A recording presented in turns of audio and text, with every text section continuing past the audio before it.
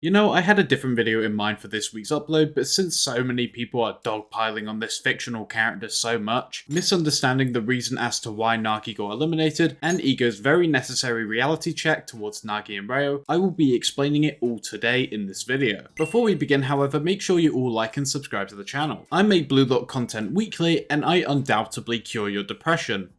Allegedly. And also be sure to join my BLUELOCK Discord with the link down below. So why is Ego getting slandered? A lot of people who regretfully have Twitter on any device should know why. He's mean, he's rude, he made Ryo cry, he eliminated Nagi, wah wah wah, pipe the f down. He didn't make this happen. I myself as a big Nagi fan can admit one obvious thing in regards to why he didn't qualify, and that comes down to his mentality. Did I want to see Nagi succeed and move forward? Yes. Did he deserve to move forward? No, not at all. I'm going to give you all who are on the ignorant side a fraction of reading comprehension. Nagi from the start of the NEL was going in the right direction, however what was feared on him progressing was hyperfixating on anything too quickly to achieve his fire. His fire at the time, his burning motivation was to beat Isagi. What constitutes beating Isagi? Apparently beating him in a goal scoring situation as he tries to defend against you, but we will get to that. What happens when you give a lazy genius a burning motivation? They become active, start proceeding in active plays, and this activeness was the very thing Agi tried to instill in Nagi's development, as Nagi was someone who was 99% talented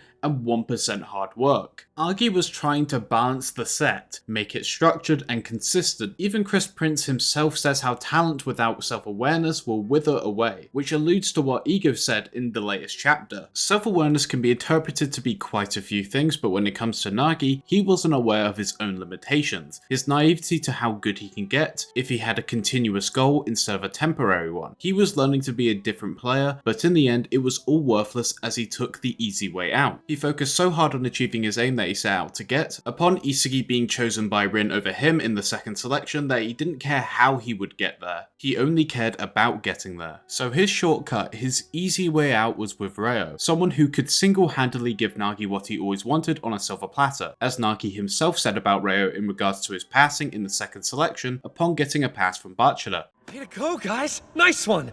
Yeah, but I didn't expect that. Never knew those passes existed.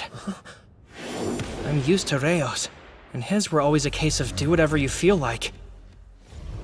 But that one I got from Bachira, it was like a new idea was being forced into my brain. Ryo makes Nagi lose that activeness he so desperately needed to create his own plays, and maybe if Nagi didn't partner up with Ryo and stayed with Agi, Nagi's fate would have been much different. So Nagi scored his 5-stage fake volley against Isagi and Kaiser with Ryo's help, and building up to that goal, Nagi didn't need to make any plays for himself. Instead, Ryo watered the already blooming flower, and it was beginning to drown. Ryo could see on top of the world how far he and Nagi could go with a goal like that, but Nagi couldn't picture what could come after beating Isagi, because he had no burning desire to do anything else. He was content, satisfied. You can like the idea of doing something, but Nagi had no motivation to actually become the best in the world. His only fire was to beat Isagi, and he himself realized he needed a new fire after losing against both Ubers and PXG. If he stuck with Agi's ideas for him, if he stayed on this developing course which allowed himself to make his own plays, it would further show Nagi what it's like to play his own football. He also wouldn't have had his fire extinguished so abruptly, and yes, he would still lose against Munich with no win over Isagi, but he would keep going. His talent never withers because he himself is aware that this fire has an everlasting effect as long as he knows that he's competing with Isagi. He sees how if he wants to beat Isagi, he needs to beat everyone else for the sake of his own development. But the reality is that Nagi got a bid of 88 million yen for what the world expects from him when he had his fire for wanting to beat Isagi. But beating Isagi provided no other path, so he kept declining. His performances were matters of not just poor standard for a player valued at 88 million yen, but inconsistency, and big clubs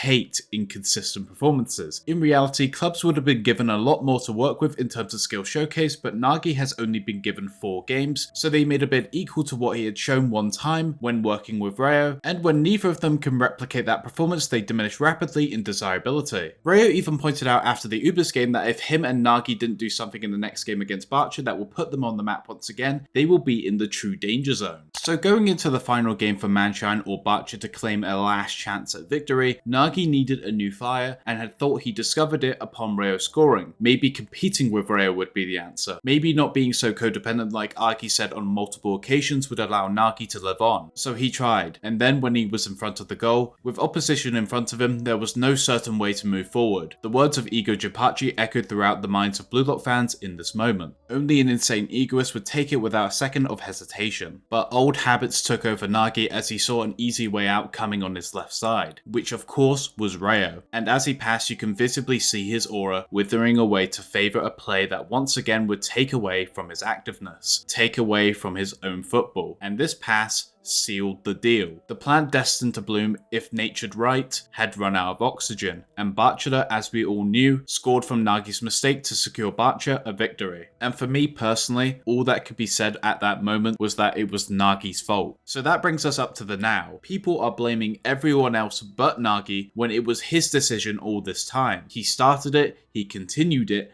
and he ended it. Ego then explains perfectly why talent isn't about believing in one's abilities, and rather it's about proving one's abilities. And Nagi's talent has withered away due to his lack of fire, which was also due to his lack of self-awareness as to what his limitations were. He far exceeded his talent for one vital moment of beating Isagi, when to Ego, the moment he saw Nagi's goal, he saw it as a total fluke of ability. Because without that fluke, he would have never been able to beat Isagi. And this is something I want to bring up later, discussing another topic in relation to Nagi's bidding result. But a lot of people were asking, why did Ego lay it out this way? Why was he so personal towards Nagi and Ryo? Well, aside from the character that Ego is, let's take a look at the first interaction between Ego, Nagi and Ryo.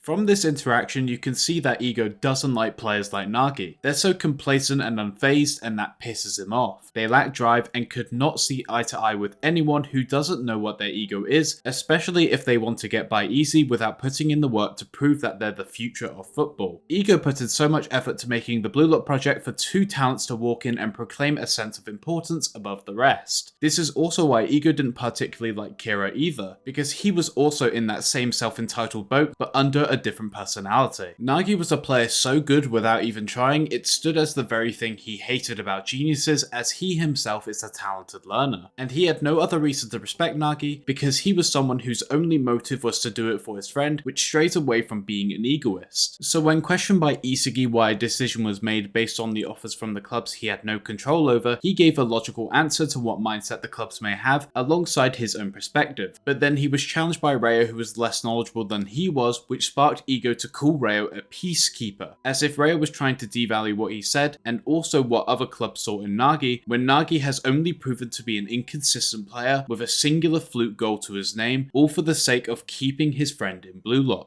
But there's a time where patty cake with your buddies comes to an end, which is why Ego emphasizes that this is BLUELOCK, a laboratory to create the world's best striker, and only the insane egoists who strive for the top can succeed, and if anyone else settles for less than that, they can lock off. And that's why a current Nagi does not belong in the BLUELOCK project anymore. His want of becoming the world's best was just an idea he liked the sound of when with Ryo, especially considering that was Ryo's original ego, so Nagi wasn't really doing it for himself. And as long as that codependency lived on, he had no room to become a true egoist, whilst Ryo showed potential of becoming one himself even for small moments, which was enough for him to live on in BLUELOCK. Which then brings us back to Ego getting mad at Ryo for tarnishing his abilities for the sake of playing peacekeeper for a talent he personally ruined by watering when it was already drowning, blaming the pair for living a dream on a high in which in reality was nothing more than a fluke. I hope what I provided was enough context to make you all understand why it's Nagi's fault, and why Ego did nothing wrong with his explanation. It was a harsh way of explaining it, but it's in track with his character, and if I was in the same position as Ego where these characters existed and I had the chance to talk to them, I would be just as blunt, because how else would you make ignorant people see the truth? Onto a few discussion points in regards to what some people had to say about chapter 299. People are upset over two things: Nagi's power scaling and how Nanase got a higher bidding amount, and I think both of these topics are frankly idiotic to get upset over. I'll keep this brief. Nagi performance wise was at his best when having his fire when facing Isagi, and in the process of scoring his 5-stage fake volley. And Ego states how Nagi without his fluke goal wouldn't have been able to beat Isagi, so that means that Isagi is currently a better player than Nagi, which isn't at all unrealistic. However, from Ego Igo's statement, people are actually upset that it's implied that Isagi back in Manshine is a better player than Manshine Nagi and by proxy a current Nagi, which once again is down to Isagi's overall skills, which would prove to be better compared to our lazy genius taking everything into consideration. In addition to that, people are now bringing up the comparison of Nanase. With Nanase getting a higher bid, doesn't that constitute in him being a better player than Nagi? Now, I wanted to make this small section in the video because getting into the specifics of the bidding system may be proven to be confusing, but bidding value does not equate to individual skill being over another player. Because if I was going to rank the best players in BLUELOCK, my list would be much different compared to the bidding charts. However, the value estimated is down to what clubs perceive as valuable, and unsurprisingly to me, clubs value a consistent player like Nanase over an inconsistent player like Nagi. Does that make Nagi a worse player? No.